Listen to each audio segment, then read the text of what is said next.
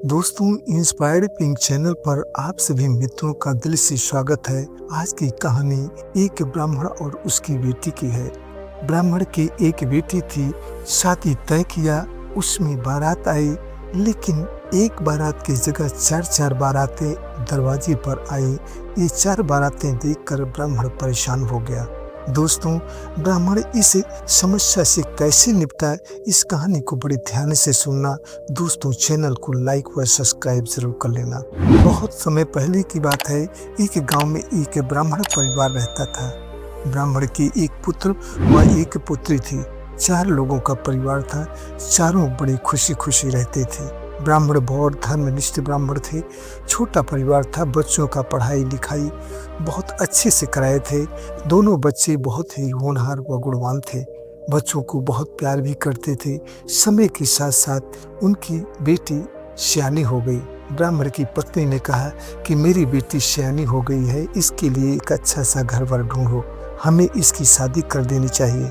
ब्राह्मण ने कहा, हाँ प्रिय, आप बिल्कुल बात सही कह रही हैं। उन्होंने तुरंत नाई को बुलवाया और बोला कि आप मेरी बेटी को देख रहे हो, इसके लिए एक सुयोग्य घर वर की तलाश करो। लड़का देखने में सुंदर हो, अच्छा खानदान हो, क्योंकि मेरी एक ही बेटी है, मैंने पढ़ा लिखा कर अच्छा संस्कार दिया है, इसलिए अच्छे और संस्कारी परिवार में अपनी बेटी की मैं शादी करूँगा। ब्राह्मण ने पत्रा देखा, लगन शोधा तो बेटी के ब्याह के लिए यही साल का मुहूर्त सबसे अच्छा था। अगले 2 सालों तक इसकी कुंडली में शादी का योग ही नहीं बढ़ रहा था। इसलिए उन्होंने कहा कि हमें कोशिश करके इसी साल शादी करनी चाहिए। बेटी हमारी सयानी हो गई है, पढ़ाई लिखाई हो चुकी है, इसलिए हमें अगले साल की प्रतीक्षा नहीं करनी है। तुरंत जाओ और हमारी बेटी के लिए एक अच्छा सा घर पर ढूंढो। ठीक है महाराज, आप चिंता न करें, मैं पूरी कोशिश करूंगा। चलते चलते नाई एक गांव में पहुंचा। एक ब्राह्मण परिवार था, खानदान अच्छा था, लड़का भी पढ़ा लिखा था, घर का संपन्न था, जैसे लड़का चाहिए था वैसा ही मिल गया। नाई ने सब कुछ ठीक ठाक देखा, बातचीत हुई और पक्का कर लिया। यहाँ तक कि शादी की तारीख भी पक्की कर लिया। ब्राह्मण की पत्नी ने कहा कि आप सिर्फ नाई को कहकर उसके विश्वास पर बैठ गए हैं, पता नहीं कितना अच्छा घर वर ढूंढेगा। आप खुद जाइए, अपनी प्यारी बच्ची के लिए क्या आप इतना भी नहीं कर सकते कि उसके लिए एक अच्छे घर वर की तलाश न कर सकें? ब्याह का रिश्ता एक पवित्र रिश्ता होता है। शादी विवाह बार बार थोड़ी ही होता है, जिंदगी का सवाल होता है। नाई कहीं गलती से गलत घर में ही बात पक्की करके आ गया, इसलिए उस पर हमें विश्वास नहीं करना चाहिए। अब ब्राह्मण भी निकल पड़ा। चलते चलते एक गांव में पहुंचा और बातचीत हुई। ब्राह्मण को सब कुछ पसंद आ गया, लड़का पसंद आ गया।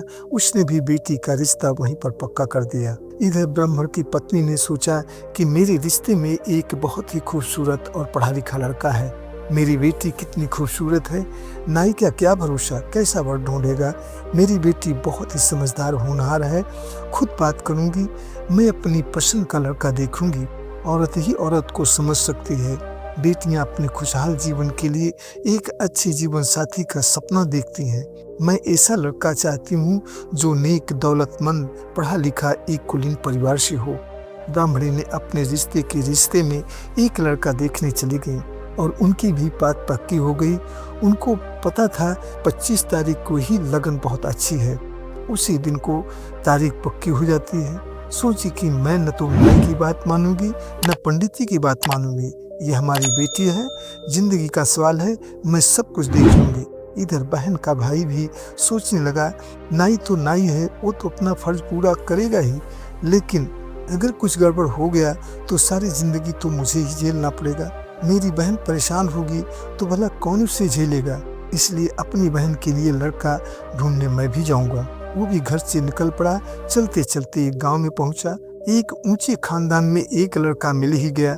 बातचीत हुई, बात पक्की हो गई। ब्राह्मण के लड़के ने 25 तारीख को शादी की तारीख पक्की कर ली। अब चारों लोग अपनी अपनी बात पक्की करके एक ही दिन घर में आते हैं। आपस में सभी अपनी अपनी बात बताते हैं। चारों 4 गांव में 4 लड़के की तलाश करके आ गए और सभी ने शादी की 25 तारीख ही पक्की की। अब जब ब्राह्मण को पता लगी, अब वो परेशान हो गया। उसने नाई से कहा कि भैया, एक ही दिन 4 बारातें आएगी और मेरी एक ही बेटी है, तो भला मैं किससे शादी करूंगा। उसने कहा, भैया तुम तुरंत जाओ और तीनों रिश्तों को मना कर दो और जो रिश्ता मैंने देखा है वही रिश्ता पक्का आप कर लो। अब नाई बड़ी उलझन में पड़ गया कि भला मैं 3 रिश्तों को पक्का करने के बाद आज जाऊंगा ना करने तो भला लोग हमें क्या कहेंगे। लेकिन नाई गया और उन तीनों रिश्तों को जो उन लोगों ने किए थे उनको मना कर दिया कि ब्राह्मण ने कहा है कि ये रिश्ता हमें मंजूर नहीं है, इसलिए ये रिश्ता कैंसिल है। इतना कर नाई घर आ गया। लड़के वालों ने सोचा ये नाई हम लोगों को बेवकूफ़ बना रहा है, ये सच नहीं है। दोस्तों 25 तारीख को 4 गांव से 4 बारात पंडित जी के दरवाजे पर आ गई। पंडित जी ने जब 4 बारातें देखा तो सोचे, हे भगवान, ये कैसी भी नमूना है, भला मैं कहाँ मुँह दिखाऊं। अब मैं तो समाज में मुँह दिखाने लायक ही न रहा। पंडित जी अपनी बहुत बड़ी बेइज्जती समझकर उन्होंने सोचा, मैं आत्महत्या कर लूंगा, लेकिन मैं ये बदनामी और कलंक नहीं सह सकता। घर से निकल गए, गांव के बाहर एक कुएं पर जाकर खड़े हो गए। सोचे इसी कुएं में कूद कर जान दे देंगे। तभी वहां पर एक महात्मा आ जाते हैं। महात्मा आ गए। महात्मा ने पूछा, तुम इस कुएं पर क्यों इस तरह खड़े हो। ब्राह्मण ने महात्मा को सारा हाल बताया। बोले, महाराज, बेइज्जती से बचने का मुझे कोई उपाय नहीं सूझ रहा है, तो मैं क्या करूं। महात्मा ने कहा, इस समस्या का हल आत्महत्या नहीं है, आओ मेरे साथ, जैसा जैसा मैं कहूँगा वैसा वैसा आप करो। दोनों साथ साथ चल पड़ते हैं। रास्ते में एक कुतिया ने बच्चों को जन्म दिया था, उसमें एक पिल्ली थी। महात्मा ने कहा, इसे उठा लो।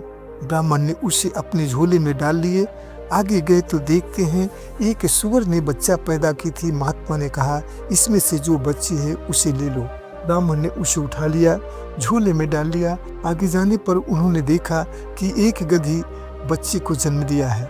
महात्मा ने कहा, इसे भी उठा लो। उसे भी ब्राह्मण ने अपनी झोली में डाल लिया। ब्राह्मण और सन्यासी घर पहुंचे। सन्यासी ने कहा, इन तीनों को एक कोठरी में बंद कर दो और अपनी बेटी को भी इसी में बंद कर दो। जब मैं कहूँगा तभी कोठरी खोलना। ब्राह्मण ने वैसा ही किया। महात्मा ने कहा, अब ऐसा करो, एक लड़के को बुलाओ। सभी देखते हैं कि कोठरी में 4 लड़कियां एक ही रूप की हैं। उनमें से एक लड़की को बाहर निकाला गया और जो लड़का वहां मौजूद था उसी से उसकी शादी कर दी गई। बारी बारी तीनों लड़कों की शादी हो जाती है। तीनों बारात की अच्छी खातिरदारी हुई और सुबह चारों की विदाई हो गई। चारों बहुत खुश थे, सोच रहे थे कि ब्राह्मण की तो एक ही लड़की थी, उससे तो मेरी ही शादी हुई। चारों के चेहरे पर अपार खुशी थी। चारों लड़कियां ससुराल गईं। काफी दिन बीत गए। ब्राह्मण एक दिन विचार किए, चलकर देखूं कि हमारे चारों लड़कियां अपने अपने ससुराल में कैसी हैं। ब्राह्मण पहले उस लड़की के पास गया जो कुतिया की बच्ची थी। ब्राह्मण की खातिरदारी बहुत अच्छे से होती है। समधी ने कहा, आपने अपनी बेटी का विवाह मेरे यहाँ करके मेरे ऊपर बड़ा उपकार किया है, मेरी इज्जत बचा लिए। आपकी लड़की बहुत लायक है, लेकिन इसमें एक कमी है। घर में सब कुछ है, किसी चीज की कमी नहीं है, लेकिन जब तक 10 घरों में ये जाएगी नहीं, घूमेगी नहीं, तब तक इसे चैन नहीं पड़ेगा। बाकी तो सब काम काज करती है। इसे बहुत समझाता हूँ लेकिन मानती ही नहीं है। ब्राह्मण ने मन में सोचा कि है तो कुतिया की ही औलाद। उसके बाद दूसरी वाली बेटी के घर गए जो सूअर की बच्ची थी। समधी ने ब्राह्मण देव की बड़ी प्रशंसा की। बोले, आपने मेरी इज्जत बचा ली। अगर उस दिन आप हमें खाली लौटाते तो मेरी समाज में बहुत बड़ी बदनामी होती। आपका ये एहसान सदा रहेगा। आपकी लड़की बहुत सुंदर है और लायक है। इसमें एक ऐब है कि ये खुद की साफ सफाई पर थोड़ा भी ध्यान नहीं देती। अच्छे से अच्छा कपड़ा ला कर दे दो, 2 दिन में वो कपड़े का सत्यानाश कर देगी, गंदा कर देगी। जहाँ बैठेगी अच्छे से अच्छा कपड़े को 2 दिन में गंदा कर देगी। जहाँ बैठेगी जैसे सुअर लौटते हैं, सारा का सारा खाना इकट्ठा मिलाकर खाएगी। घर में कोई चीज मिल गई बस खाने लग जाएगी। ब्राह्मण देव मन में सोचे कि है तो सुअर की ही औलाद। ब्राह्मण देव तीसरी के पास गए जो गधी की बच्ची थी। उसके घर पहुंचने पर समधी ने बड़ा स्वागत सत्कार किया। समधी जी, आपकी बेटी बड़ी ही भोली भाली है, दिन भर काम में लगी रहती है। इसको चाहे जैसे भी काम में लगा दो ना नहीं कहेगी। हाँ, ये बात है कि करेगी बहुत धीरे धीरे। कितना भी जल्दी हो, चाहे कितना भी बोलो, लेकिन करेगी बस वही कि 1 घंटे का काम 4 घंटे लगा देगी। बहुत सुस्त है। किसी से बात करने में अगर लग गई तो सब कुछ भूल जाएगी कि आगे हमें क्या करना है क्या नहीं। सुस्त इतना है कि जहाँ नहीं वहीं पर सो जाती है। कितना भी समझाओ लेकिन कोई असर ही नहीं पड़ता। कभी कभी तो ऐसे लगता है कि जैसे ये गधी की ही औलाद है। ब्राह्मण ने अपने मन में सोचा, है तो गधी की ही औलाद। फिर ब्राह्मण देव अपनी बेटी के घर गए। वहाँ पर उनका बहुत मान सम्मान हुआ, बड़ी खातिरदारी हुई।